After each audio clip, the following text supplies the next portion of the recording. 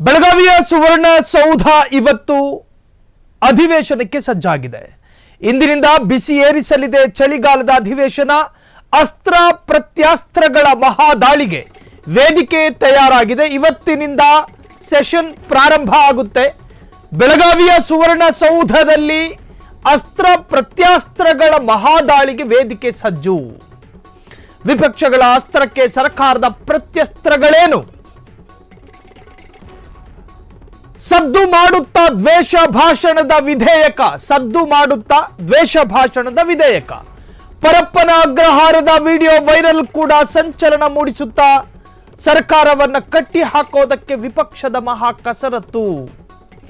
ತೀವ್ರ ಕುತೂಹಲ ಕೆರಳಿಸಿರುವ ಚಳಿಗಾಲದ ಅಧಿವೇಶನ, ಆಡಳಿತಾರೂಢ ಮತ್ತು ವಿರೋಧ ಪಕ್ಷ ಇವೆರಡರ ಮಹಾ ಮಲ್ಲ ಯುದ್ಧಕ್ಕೆ ಒಂದು ವೇದಿಕೆ ಇದ್ದ ಹಾಗೆ ಅದು.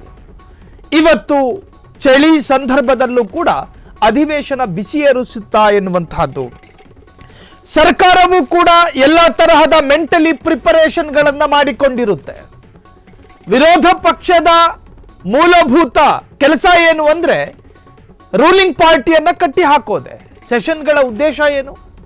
ಅಧಿವೇಶನದ ಮುಖಾಂತರ ಅಥವಾ ಮುಖೇನ ಸಾರ್ವಜನಿಕವಾಗಿ ಪಾರದರ್ಶಕವಾದಂತಹ ಒಂದು ಮಹಾ ಸಂವಾದ ಅದು. ಅಲ್ಲಿ ರಾಜ್ಯದ ಏಳಿಗೆಯ ಬಗ್ಗೆ ಮಾತನಾಡಬೇಕು, ಪ್ರತಿ ಕ್ಷೇತ್ರದ ಸಾಧಕ ಬಾಧಕದ ಬಗ್ಗೆ ಚರ್ಚೆಗಳಾಗಬೇಕು, ಮುಂಬರುವ ಯೋಜನೆಗಳು ಮತ್ತು ಹಿಂದೆ ಹಳ್ಳ ಹಿಡಿದಿರುವ ಯೋಜನೆಗಳು ಇವೆರಡರ ತುಲನೆಗಳಾಗಬೇಕು. ಅದಕ್ಕೆ ಹೇಳೋದು ಸೆಷನ್ನು. ಆ ಸೆಷನ್ ಆ ವೇದಿಕೆಯಾಗಿ ಮಾರ್ಪಡಬೇಕೇ ಹೊರತಾಗಿ ಬೇರೆ ತರಹದ ಆರೋಪ ಪ್ರತ್ಯಾರೋಪಗಳ ವೇದಿಕೆಯಾಗಬಾರದು. ಹಾಗಾದ್ರೆ ರೂಲಿಂಗ್ ಪಾರ್ಟಿಯನ್ನ ಕಟ್ಟಿ ಹಾಕೋದಕ್ಕೆ ವಿಪಕ್ಷದವರು ಯಾವ್ಯಾವ ಅಸ್ತ್ರಗಳನ್ನ ಕೈಯಲ್ಲಿ ಇಟ್ಕೊಂಡಿರ್ಬೋದು ಇವತ್ತು? ಒಂದು, ಈಗಾಗಲೇ ಕಬ್ಬು ಬೆಳೆಗಾರರ ಹೋರಾಟ ನಿಜಕ್ಕೂ ಕೂಡ ತೀವ್ರ ಸ್ವರೂಪವನ್ನು ಪಡೆದುಕೊಂಡಿತ್ತು. ಎಲ್ಲಿವರೆಗೆ ಅಂತ ಹೇಳಿದ್ರೆ ಕಬ್ಬು ತುಂಬಿದ ಟ್ರ್ಯಾಕ್ಟರ್ ಮೇಲೆ ಬೆಂಕಿ ಉರಿದಿತ್ತು. ಅದಾದ ನಂತರ ಅದು ಪೊಲಿಟಿಕಲ್ ಅಸ್ತ್ರವಾಗಿ ಬದಲಾಯಿತು. ಸೊ ವಿಪಕ್ಷಗಳ ಅಸ್ತ್ರಗಳ ಪೈಕಿ ಕಬ್ಬು ಬೆಳೆಗಾರರು ಮತ್ತು ಮೆಕ್ಕೆಜೋಳ ಬೆಳೆಗಾರರ ದರ ಸಮಸ್ಯೆಗಳ ಬಗ್ಗೆ ವೈಭವೀಕರಿಸುವ ಸಾಧ್ಯತೆಗಳಿದ್ದಾವೆ. ಅದನ್ನ ಕೇಂದ್ರ ಸರ್ಕಾರದ ಅಧೀನದಲ್ಲಿ ನಿಯಂತ್ರಣದಲ್ಲಿದ್ದರೂ ಕೂಡ ಸರ್ಕಾರ ಅದಕ್ಕೆ ಆಸಕ್ತಿಯನ್ನ ಮತ್ತು ಕಾಳಜಿಯನ್ನ ತೋರಿಸಿಲ್ಲ ಅನ್ನೋ ಕಾರಣವನ್ನು ಮುಂದಿಟ್ಟುಕೊಂಡು ಒಂದಷ್ಟು ಪ್ರಶ್ನೆಗಳನ್ನು ಕೂಡ ಆಡಳಿತಾರೂಢ ಪಕ್ಷದ ವಿರುದ್ಧ ಬೀಸಬಹುದು. ಜೊತೆಗೆ ಮಳೆಗಾಲದಲ್ಲಿನ ಬೆಳೆ ನಷ್ಟಕ್ಕೆ ಇನ್ನೂ ಪರಿಹಾರ ಸಿಗದಿರುವುದು ನೀವು ಗಮನಿಸಿರಬಹುದು. ವಿಪರೀತ ಮಳೆಯಿಂದಾಗಿ ಟೊಮಾಟೊ ಬೆಳೆದಂತಹ ಬೆಳೆಗಾರರು ಕೂಡ ಕಂಗಾಲಾಗಿದ್ರು, ಬೀದಿಗಿಳಿದು ಪ್ರತಿಭಟನೆ ಮಾಡಿದ್ರು. ಸರ್ಕಾರದ ಮನವೊಲಿಸುವಂತಹ ಪ್ರಯತ್ನಗಳು ನಡೆದಿತ್ತು.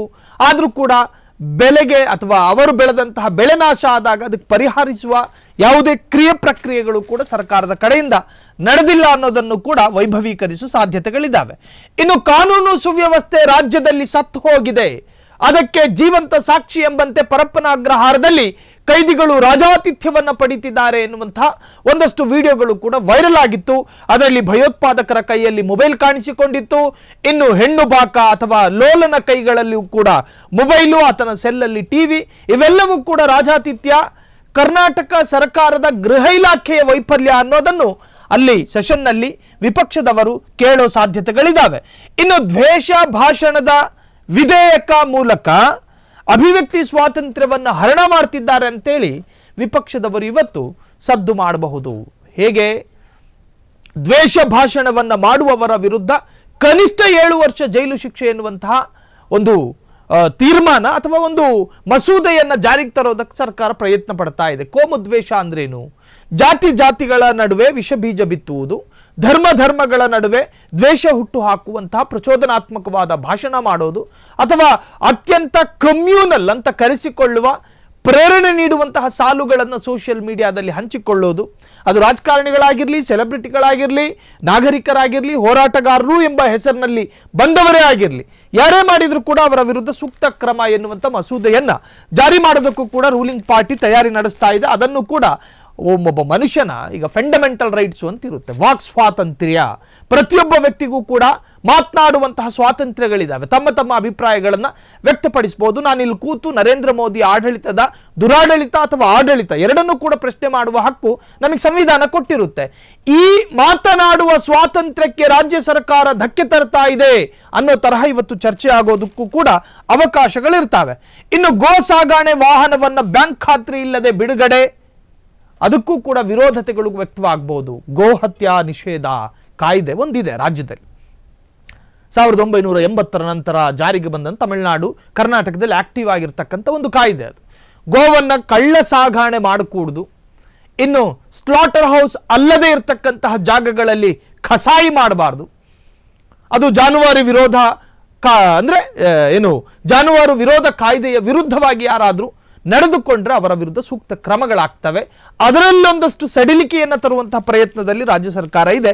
ಅದನ್ನು ಕೂಡ ವಿರೋಧ ಮಾಡ್ಕೊಂಡು ಇವತ್ತು ಪ್ರಶ್ನೆಗಳು ವ್ಯಕ್ತ ಆಗಬಹುದು. ಇನ್ನು ಉಪಲೋಕಾಯುಕ್ತರಾದಂತಹ ವೀರಪ್ಪ ಅವರು ಕರ್ನಾಟಕ ಸರ್ಕಾರದ ಮೂಗಿನ ನೇರಕ್ಕೆ 63ರಷ್ಟು ಭ್ರಷ್ಟಾಚಾರಗಳು ತಾಂಡವಾಡ್ತಾ ಇದೆ ಅಂತ ಹೇಳಿ ಒಂದು ಓಪನ್ ವೇದಿಕೆಯಲ್ಲಿ ಒಂದು ವಿಚಾರವನ್ನು ವ್ಯಕ್ತಪಡಿಸಿದ್ರು. ಅದಾದ ನಂತರ ವಿಪಕ್ಷದವರು ಅದನ್ನ ಅಸ್ತ್ರವಾಗಿ ಪರಿಗಣಿಸಿಕೊಂಡಿದ್ರು.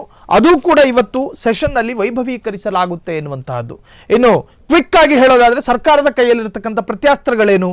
ಕೇಂದ್ರ ಸರ್ಕಾರದಿಂದಲೇ ಕಬ್ಬು ಮೆಕ್ಕೆಜೋಳಕ್ಕೆ ಕಡಿಮೆ, ಅವರೇ ಮಾಡಬೇಕಾಗಿದ್ದು ನಾವು ಮಾಡೋದಲ್ಲ ಅಂತ ಹೇಳಿ ಅವರು ಪ್ರತ್ಯಾಸ್ತ್ರಗಳನ್ನು ಪ್ರಯೋಗ ಮಾಡಬಹುದು. ಇನ್ನು ರಾಜ್ಯದ ಸಕ್ಕರೆ ಕಾರ್ಖಾನೆಗಳಿಗೆ ಕಡಿಮೆ ಎಥನಾಲ್ ವಿಚಾರವೂ ಕೂಡ ಅಲ್ಲಿ ಪ್ರಸ್ತಾಪ ಆಗಬಹುದು. ಇನ್ನು ಪರಪ್ಪನ ಅಗ್ರಹಾರದ ವಿಡಿಯೋ ಹಳೆಯದೆಂದು ಸಾಬೀತುಪಡಿಸುವ ಸಾಧ್ಯತೆಗಳು ಕೂಡ ಇದಾವೆ. ಇನ್ನು ಕಳಸಾ ಬಂಡೂರಿ ಯೋಜನೆಗೆ ಕೇಂದ್ರದಿಂದ ಸಿಗದ ಅನುಮೋದನೆ ಎನ್ನುವಂತಹ ಪ್ರಶ್ನೆಯನ್ನು ಕೂಡ ಅಲ್ಲಿ ಉದ್ಭವಿಸುವ ಸಾಧ್ಯತೆಗಳಿದೆ. ಇನ್ನು ಕೇಂದ್ರದಿಂದ ರಾಜ್ಯಕ್ಕೆ GST ನಷ್ಟ ಪರಿಹಾರ ದೊರೆಯದ ಕಾರಣವನ್ನು ಕೂಡ ಅಲ್ಲಿ ಸರ್ಕಾರ ವಿವರಿಸುವ ಸಾಧ್ಯತೆಗಳಿದೆ. ಇದಿಷ್ಟು ಕೂಡ ಇವತ್ತು ಚಳಿಗಾಲದ ಅಧಿವೇಶನದಲ್ಲಿ ಅಸ್ತ್ರ ಪ್ರತ್ಯಾಸ್ತ್ರಗಳ ನಡುವೆ, ಆ ಮಲ್ಲ ಯುದ್ಧಗಳ ನಡುವೆ ರೂಲಿಂಗ್ ಪಾರ್ಟಿಯ ವಿರೋಧಿಸುತ್ತಾ ವಿಪಕ್ಷ ಪಾರ್ಟಿ ವಿಪಕ್ಷವನ್ನ ಕಟ್ಟಿ ಹಾಕುವ ಪ್ರಯತ್ನ ಸರ್ಕಾರದಿಂದಲೂ ಕೂಡ ನಡೆಯುವ ಸಾಧ್ಯತೆಗಳಿದ್ದಾವೆ. ಕ್ಷಣ ಕ್ಷಣದ ಸುದ್ದಿಗಳಿಗಾಗಿ ಫ್ರೀಡಂ ಟಿವಿ ಸಬ್ಸ್ಕ್ರೈಬ್ ಮಾಡಿ, ಲೈಕ್ ಮಾಡಿ ಹಾಗೂ ಫಾಲೋ ಮಾಡಿ. ಹೊಸ ಸುದ್ದಿಗಳ ನೋಟಿಫಿಕೇಶನ್ಗಾಗಿ ಬೆಲ್ ಐಕಾನ್ ಮೇಲೆ ಕ್ಲಿಕ್ ಮಾಡಿ.